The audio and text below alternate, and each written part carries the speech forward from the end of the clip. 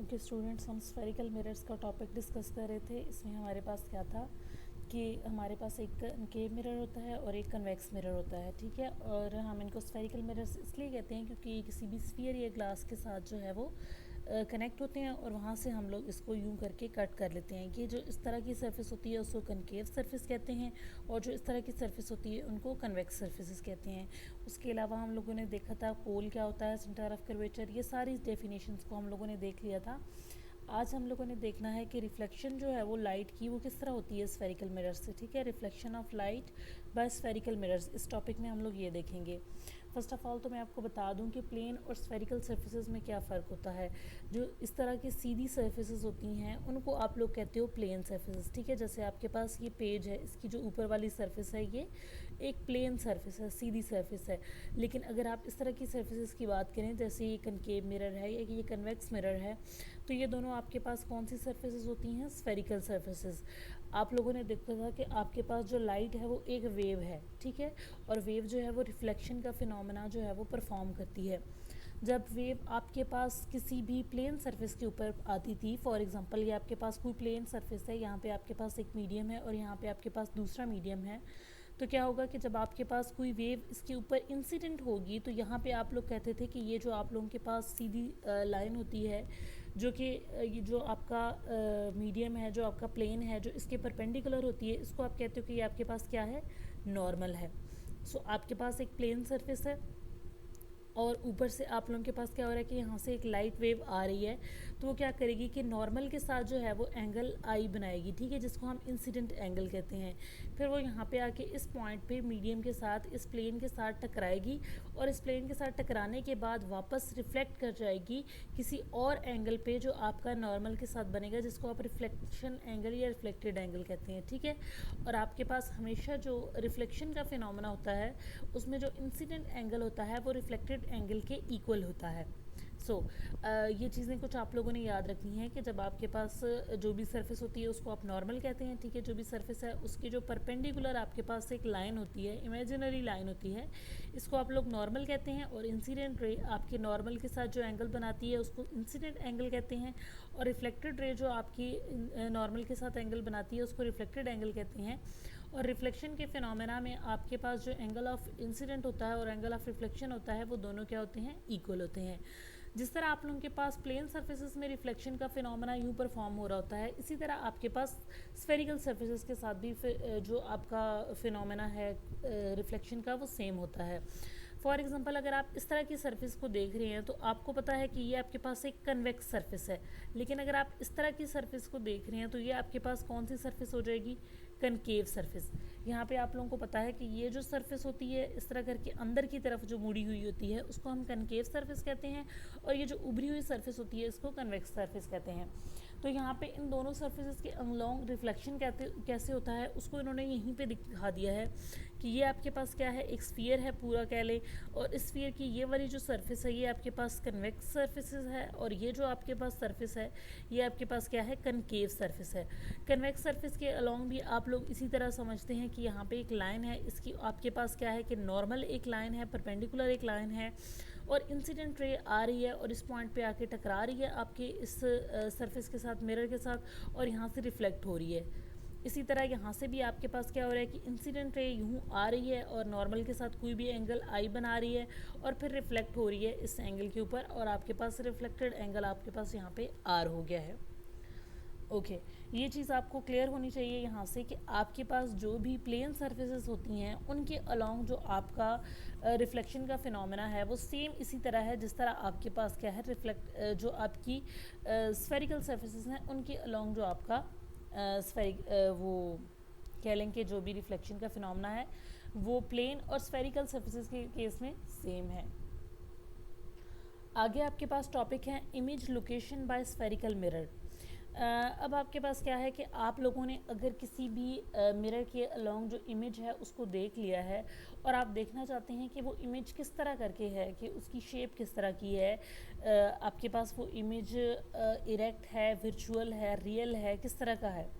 Erect का मतलब होता है कि बिल्कुल स्ट्रेट सीधा, ठीक है, किसी भी तरह का वो कह लें कि उस मिरर में उस मिरर में देखने की वजह से आपका जो इमेज है वो अपनी असली शक्ल से हट ना गया हो।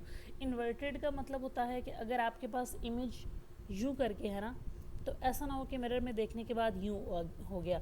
इरेक्ट का मतलब होता है कि आपके पास इमेज स्ट्रेट है, ऐसा नहीं है कि मिरर में देखने के बाद इमेज की जो कह लें कि सिमेट्री है वो थोड़ी कर्व्ड हो गई है। ठीक है, तो इस तरह का जो इमेज होता है वो होता है रियल, ये होता है विर्चुअल।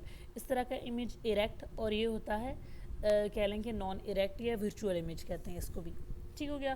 तो अगर आप लोग मिरर से देख रहे हैं और आप लोगों ने देखना है कि आपका जो इमेज है जो आपका बन रहा है मिरर में देखने के बाद, वो विर्चुअल है, रियल है, या फिर इरेक्ट है, इन सब चीज़ों को देखते हैं आप लोग। और इन सब को देखने के लिए आपके पास क्या होता है कि एक सिंपल सा फार्मूला होता है जिसको हम मिरर फार्मूला कहते हैं। ठीक हो गया।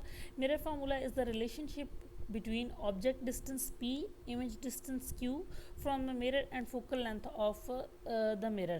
ठीक है, आप लोगों के पास क्या होता है कि जब भी आपके पास कोई इमेज पड़ा होता है, किसी भी फासले के ऊपर पड़ा होगा, ठीक है, तो आपका जो p होता है वो डिस्टेंस होता है जो आपका मिरर का है इमेज से। फॉर एग्ज़ाम्पल अगर आप यहाँ से देख रहे हैं, अगर ये आपकी से आप आई है इसको देख रहे हैं मिरर से, तो आपका जो आई है ये ऑब्जेक्ट है, इसको आप मिरर से देखना चाह रहे हैं फॉर एग्जांपल। तो आपका जो आई है वो ऑब्जेक्ट है, और ऑब्जेक्ट का जितना डिस्टेंस है मिरर से उसको आप लोग कहते हैं पी। ठीक हो गया, उस डिस्टेंस को आप कह रहे होते हैं पी।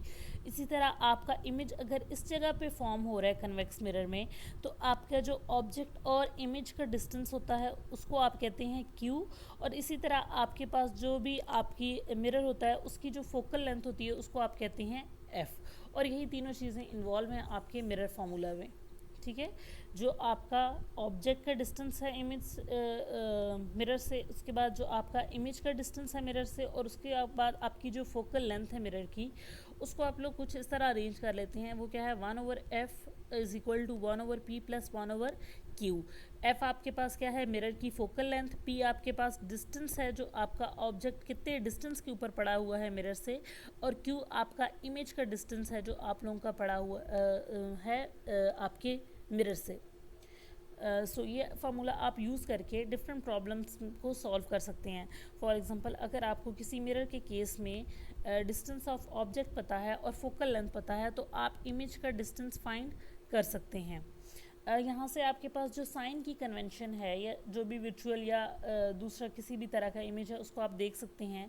वो किस तरह हो सकता है कि अगर आपका ऑब्जेक्ट का जो डिस्टेंस p है वो जब पॉजिटिव होगा तो आपके पास रियल ऑब्जेक्ट होगा। ठीक हो गया। अगर आपका इमेज का डिस्टेंस q जो है वो पॉजिटिव होगा तो भी आपके पास रियल इमेज होगा। जब p यानी कि पॉजिटिव होगा, q भी पॉजिटिव होगा, तो आपके पास जो इमेज क्या होगा वो रियल होगा। और अगर आपके पास फोकल लेंथ पॉजिटिव है तो आपका जो मिरर है वो कनकेव मिरर है। ठीक हो गया। यहाँ से मैं आपको दिखा देती हूँ इस चीज़ को कि कनकेव मिरर के केस में आपके पास जो फोकल लेंथ है वो इस साइड पे है, एक्सिस के पॉजिटिव साइड पे होती है। ठीक है, यहाँ पे सॉरी, एक्सिस के पॉजिटिव साइड पे आपके पास फोकल लेंथ होती है। सो यहाँ पे आपके पास फोकल लेंथ क्या होगी, पॉजिटिव होगी ऑब्वियसली। लेकिन कन्वेक्स मिरर में क्या होता है कि एक्सिस के नेगेटिव साइड के ऊपर आ रही है फोकल लेंथ, सो आपके पास जो मिरर है वो क्या है, कॉन्वेक्स है। सो आपके पास कनकेव और कॉन्वेक्स मिरर में दोनों चीज़ें क्या होती हैं, उलट होती हैं। p अगर डिस्टेंस आपके पास पॉजिटिव है तो आप लोगों को, अगर आपके पास आंसर आता है और आंसर में आपके पास जो p डिस्टेंस है अगर वो पॉजिटिव वैल्यू आ जाती है उसकी, तो आप कहोगे कि ये आपके पास ऑब्जेक्ट क्या है, रियल है। लेकिन अगर आप q फाइंड कर रहे हो, यानी कि इसी फॉर्मूला को यूज़ करके आप लोगों ने q को फाइंड किया है, तो ऑब्वियसली साथ आप लोग बताएंगे ना कि आपका इमेज रियल है या किस तरह। तो आप देखेंगे कि अगर q की वैल्यू पॉजिटिव है तो दैट्स मीन कि रियल इमेज है। इसी तरह अगर आप फोकल लेंथ को फाइंड कर रहे हैं और आप फोकल लेंथ को फाइंड कर चुके हैं इस फॉर्मूला को यूज़ करने के बाद, और फोकल लेंथ की वैल्यू पॉजिटिव है, तो दैट्स मीन कि आप कनकेव मिरर के साथ डील कर रहे हैं।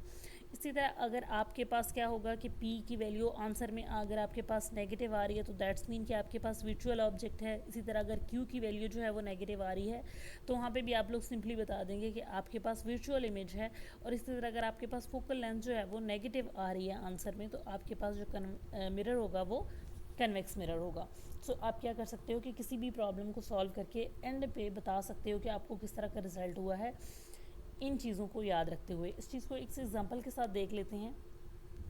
यहाँ पे आपके पास है कि a convex mirror use to reflect the light from the object place 66 metre in front of the mirror. The focal length of the mirror is this, f is equal to minus 46 centimeter. Find the location of the image. अच्छा, अब आपको P बता दिया गया है, यानी कि जो आपका इमेज है वो किस जगह पे है वो बता दिया कि ये आपके पास क्या है, P है. जो object placed 66 centimetres in front of the mirror, ठीक है, आपका जो ऑब्जेक्ट है वो 66 सेंटीमीटर्स है मिरर से, ठीक है. तो अब आपको पता चल गया कि ऑब्जेक्ट का डिस्टेंस क्या हो गया, 66 सेंटीमीटर्स.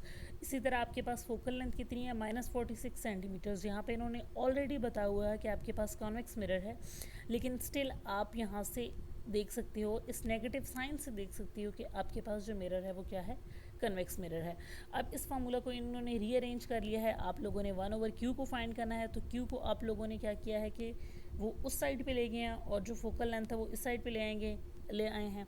इसको जब रीअरेंज किया तो यहाँ पे साइन जो है वो इस तरह करके नेगेटिव आ गया है, ठीक है. या सिंपली आप लोगों ने इसको इधर रहने दिया और यहाँ पे आपके पास ये प्लस हो रहा था और दूसरी साइड पे जाके ये पूरा फैक्टर माइनस में चला गया. अब इस फॉर्मूला में सारी चीज़ें अप्लाई की हैं आप लोगों ने, और अप्लाई करने के बाद आपके पास Q की जो वैल्यू आई है वो -27 आई है. अब सिंपली जब आप लोगों ने देख लिया है कि Q की वैल्यू यानी कि जो आपके इमेज का डिस्टेंस है वो -27 सेंटीमीटर्स आ गया है, तो यहाँ से आप लोगों ने माइनस के साइन को देखते हुए खुद ही बता दिया कि जो आपका वर्चुअल इमेज है वो क्या है, विजुअल है. सो आपके पास ये जो सेकंड एग्जांपल है ये भी इसी तरह है और आप लोगों ने इसको खुद ट्राई करना है.